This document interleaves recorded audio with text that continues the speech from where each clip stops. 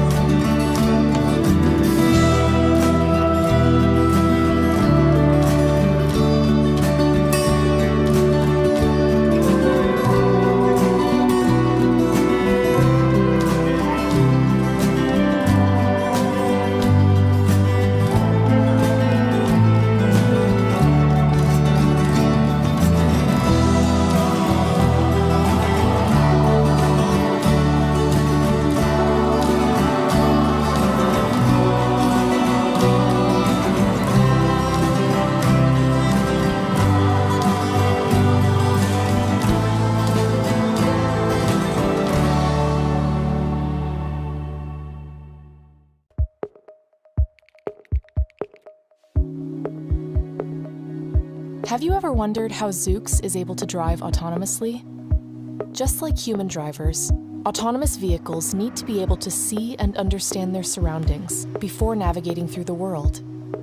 Zoox does this using sensors, maps, and advanced software that handles perception, prediction, planning, and controls. Humans rely on eyesight to see, but Zoox uses a state-of-the-art combination of camera, radar, and LiDAR situated on all four corners of the vehicle. Cameras detect color, which enables the vehicle to understand things such as the state of traffic lights. Radar bounces radio waves off surfaces to detect the distance, size, and speed of objects. LiDAR fires millions of laser signals per second, which reflect off objects and return to the vehicle, creating a highly accurate 3D model of the surroundings. Combined, these sensors create a 360-degree overlapping field of view, extending over 150 meters around the vehicle, enabling it to see in all conditions, including at night and in the rain and fog.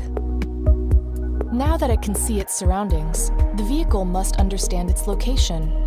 Zoox drives within a predefined area, using a previously created geometric map, which shows a high-definition representation of the world. This, plus a semantic map, which shows things like speed limits, the location of traffic lights, and stop signs, is fed into the vehicle's powerful custom computer. The vehicle then aligns the sensor data to the map to localize itself and understand its exact location in the world. Knowing its location isn't enough, though. The vehicle must also understand what is going on around it. Zoox's perception system fuses the information from all of the sensors to understand what is happening around the vehicle. A combination of approaches, ranging from geometric techniques to the latest in machine learning, are used to detect and classify people, cars, trucks, cyclists, and other objects. Next, Zoox's prediction system processes this information to infer the future intentions of people and vehicles around it and determines what might happen next.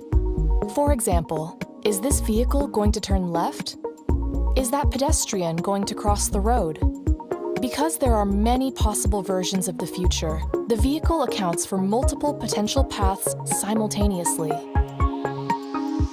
The planner is the decision maker of the system, taking the perception and prediction data and determining how to safely and comfortably drive. Because of the map, the vehicle knows which route to take to get from point A to point B. But how exactly? Should it change lanes? Should it slow down? Or should it accelerate? All of this information is fed into low-level controls, the software responsible for controlling the vehicle's acceleration, braking, and steering. This all happens within a fraction of a second as the vehicle is driving. And this is how Zoox is able to safely navigate through the world.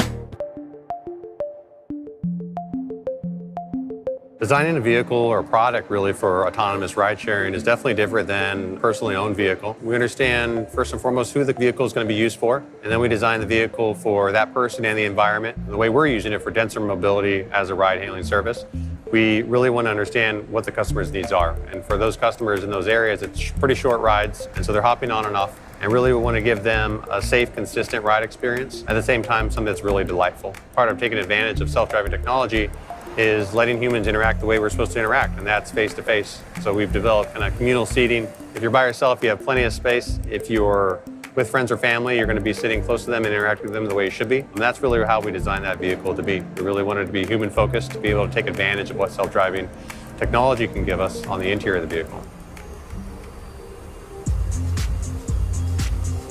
The vehicle is symmetrical in its design because our focus is on the interior, and on the exterior we want to have consistent design for our sensor pods. And then we also have the exposed wheels, kind of the more of a carriage type of visual. One, it makes the vehicle a little bit small on the outsides. It's also just very maneuverable. So we have front and rear steer that allows us to have a very tight turning circle. And bidirectionality offers us some unique advantages in certain scenarios, say a parking lot pickup and drop off, a parking garage pickup and drop off, or a hotel pickup and drop off, where the vehicle can just drive in It can stop, it can be there waiting for you, you can get in the right direction, and then it can just take off. So we're just reducing three-point turns or U-turns and making your ride more efficient.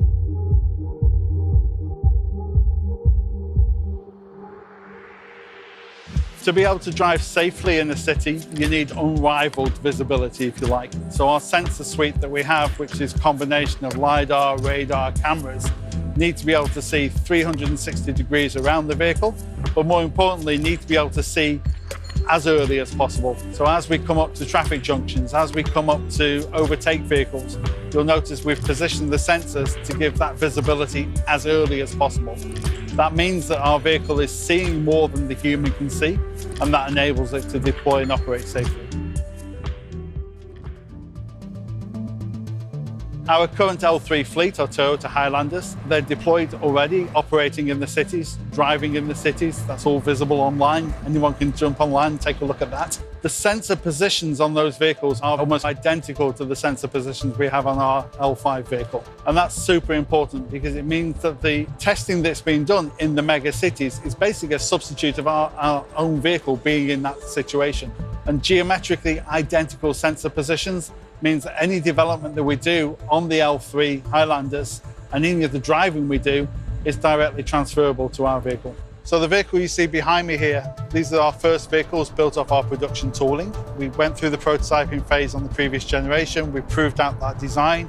We're now building these vehicles off those production tools, and these vehicles will go through the same rigorous testing and certification to the Federal Motor Vehicle Safety Standards. The vehicle is designed to operate up to 75 miles an hour, which means that it's highway capable. And it can do that in either direction, being fully bidirectional. And that's been proven out on private test tracks. The next few years at Zoox is going to be super exciting. First step, obviously, was we get to reveal the vehicle and show the world what we've been working on. The team's going to be super motivated by that. You know, we were one of the first to commit to a ground-up vehicle design to support self-driving technology. I think that's helped accelerate us and allow us to get our vehicle on public roads sooner than maybe the public had imagined.